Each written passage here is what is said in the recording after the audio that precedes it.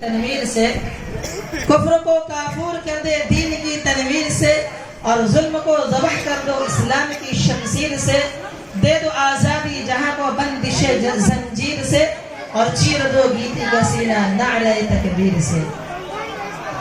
عزیزم نجم ثاقب بن محمد ثاقب صلی اللہ علیہ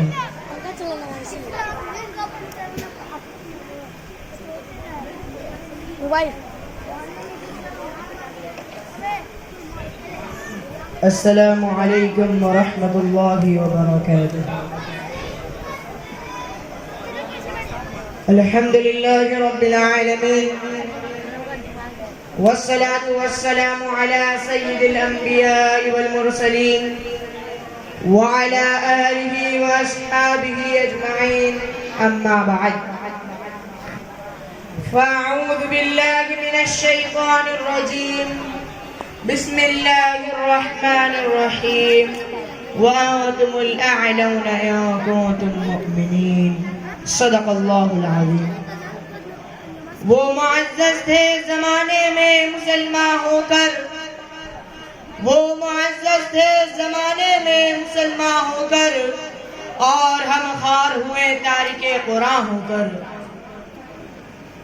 محترم بزرگوں اور دوستوں اور میرے عزیز ساتھیوں اور مشفق و مربی اساتذہ کرام اور میرے پردہ نشین ماں بہنوں، آج میری گفتگو کا موضوع مسلمانوں کی تباہی اور اس کا علاج ہے۔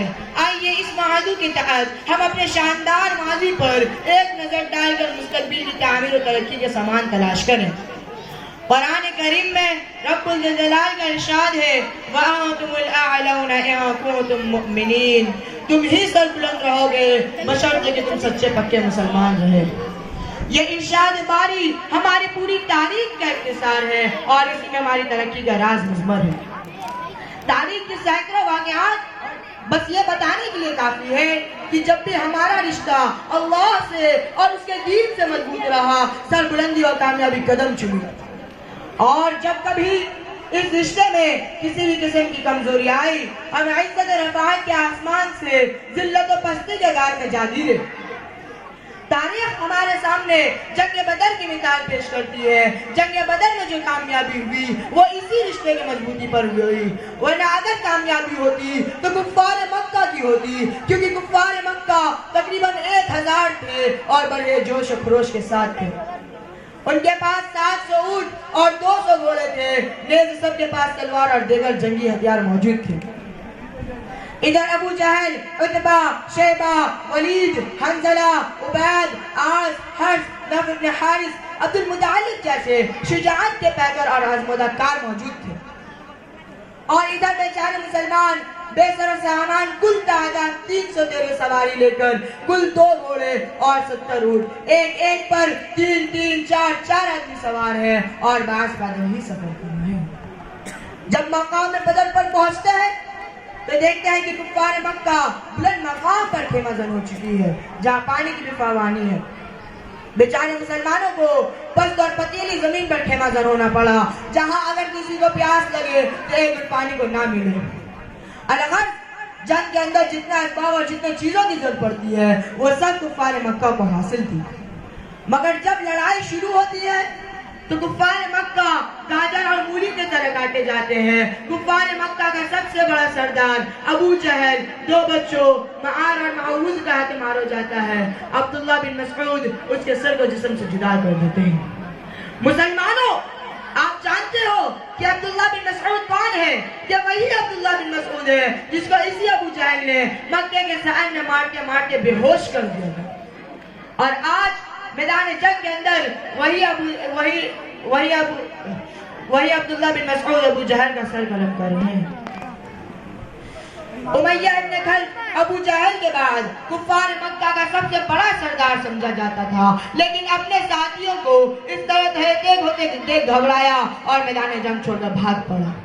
حضرت بلال حبشی اس کے پیچھے بھاگے اور قریب پہنچ گئے۔ امیہ ابن خلف گھبرا کے گھوڑے سے نیچے گر جاتا ہے، پیٹ کے بل لیٹ جاتا ہے، معافی مانگتا ہے، شور مچاتا ہے، امن چاہتا ہے، لیکن بلال حبشی اس کے پیٹ پر نیچے سے تلوار چلا دیتے ہیں اور اس کو جہنم رسید کر دیتے ہیں۔ مسلمانوں، کہ یہ بلال حبشی کون ہے؟ اسی امیہ ابن خلف غلام جب اسلام قبول کیا تو مکے کے اندر دبتے ہوئے ریت پر لٹا کر پتھر کی بڑی بڑی چٹانیں رکھ دیتا تھا تاکہ یہ حرکت نہ کر سکے. راتوں کو زنجیروں میں باندھ کر کوہڑے لگاتا تھا. اگلے دن کو گرم زمین پر لٹا کر اور زیادہ زخمی کیا جاتا تھا تاکہ تکلیف سے بے قابو ہو کر اسلام سے پھر جائے یا یوں ہی طرف طرف کر مر جائے. پیروں میں رسی باندھ کر مکے کے گلیوں میں گھسیٹا جاتا تھا. طرح طرح کی اذیتیں اور تکلیفیں پہنچائی جاتی تھی. یہاں تک کہ تکلیف دینے والے تھک جاتے تھے, اکتا جاتے تھے. کبھی امیہ ابن خلف کا نمبر آتا تو کبھی ابو جہل کا نمبر آتا تو کبھی اوروں کا نمبر آتا. اور آج میدان جنگ کے اندر وہی بلال حبشی اپنے آقا و مالک یعنی امیہ ابن خلف کو قتل کرنے کے لیے دوڑ رہا ہے اور امیہ ابن خلف میدان جنگ چھوڑ کر بھاگ رہے ہیں. مسلمانوں, وہ کون سی چیز ہے جس نے غلام کو غالب اور آقا کو مغلوب کر دیا؟ سچ فرمایا ہے اللہ تبارک و تعالی نے وَأَنْتُمُ الْأَعْلَوْنَ إِن كُنتُم مُؤْمِنِينَ. تم ہی سر بلند ہو گئے بشرطے کہ تم سچے پکے مسلمان ہیں. اسی طرح دوسرے کفار مکہ اپنے ساتھیوں کو مقتول ہوتے دیکھ میدان جنگ چھوڑ کر بھاگنے لگے. 70 مقتول ہوئے اور 70 گرفتار ہوئے اور مسلمانوں کو ایسی فتح حاصل ہوئی جس تاریخ بھی فراموش نہیں کر سکی. لیکن افسوس, سچ افسوس, آج جہاں دیکھے جس طرف دیکھے مسلمان کو اپنا طوفان میں گہرا ہوا نظر آتا ہے. کہیں مسلمانوں کی عزت و آبرو کو پامال کیا جا رہا ہے تو کہیں مسلمانوں کو غلامانہ زندگی بسر کرنی پڑ رہی ہے. حضرات, آج ہم اور آپ اندلس کو نہیں جانتے, حالانکہ یہ اندلس ایک وقت میں مسلمانوں کی سب سے بڑی طاقت اور حکومت تھی. پوری دنیا میں شان و شوکت کی شہرت تھی اور وہاں 750 سال تقریباً مسلمانوں کی حکومت رہی. اور آج وہاں کے حالات یہ ہے کہ ایک مسلمان بھی نام لینے کو نظر نہیں آتا. مسلمانوں کے اوپر تباہی اس طرح آئی کہ نہ صرف یہ کہ مسلمانوں کو بے گھر کیا گیا بلکہ مسلمانوں کا قتل عام ہوا, عزت و آبرو کو پامال کیا گیا, ہزاروں نوجوانوں کو اپنا مذہب چھوڑنے پر مجبور کیا گیا, زندہ مسلمانوں کو زمین کے اندر دفن کر دیا گیا, زندہ مسلمانوں کو آگ میں جلا دیا گیا. یہی وجہ ہے کہ آج وہاں کوئی کلمہ پڑھنے والا نظر نہیں. ملک برما میں مسلمانوں کا قتل عام ہوا, عزت و آبرو کو پامال کیا گیا اور اسی بات میں بس نہیں بلکہ اسی ملک برما میں مسلمانوں کو اپنا مذہب چھوڑنے پر مجبور کیا گیا. ہزاروں مسلمانوں کو شہید کر دیا گیا, بے شمار عورتوں کو شہید کر دیا گیا, معصوم بچوں کو اس کی ماں کی گود سے جدا کر دیا گیا. علماء کرام کو سخت سے سخت تکلیفیں پہنچائے گئے. یہی وجہ ہے کہ آج وہاں کوئی کلمہ پڑھنے والا نظر نہیں آتا. مسلمانوں, آپ دور نہ جائیں, خود اپنے ملک کو دیکھیں. آج کون سے ایسے مظالم ہیں جنہیں ہم برداشت نہیں کر رہے؟ حالانکہ اسی ملک کے اندر ہماری حکومت رہی اور آج ہماری حالات یہ ہے کہ آج ہم اطمینان کے ساتھ زندگی نہیں گزار سکتے.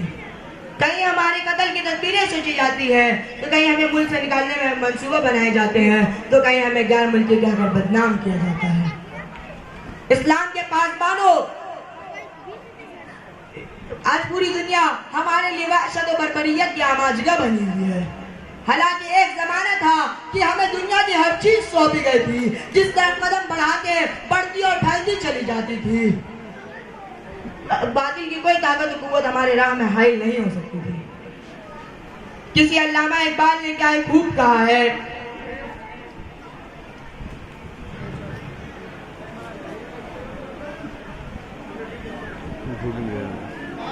علامہ اقبال نے کیا خوب کہا ہے, مغرب کی وادیوں میں گنجی اذاں ہماری, مغرب کی وادیوں میں گنجی اذاں ہماری, تہمتا نہ تھا کسی سے سیل رواں ہمارا. السلام علیکم ورحمۃ اللہ وبرکاتہ. وعلیکم السلام ورحمۃ اللہ وبرکاتہ.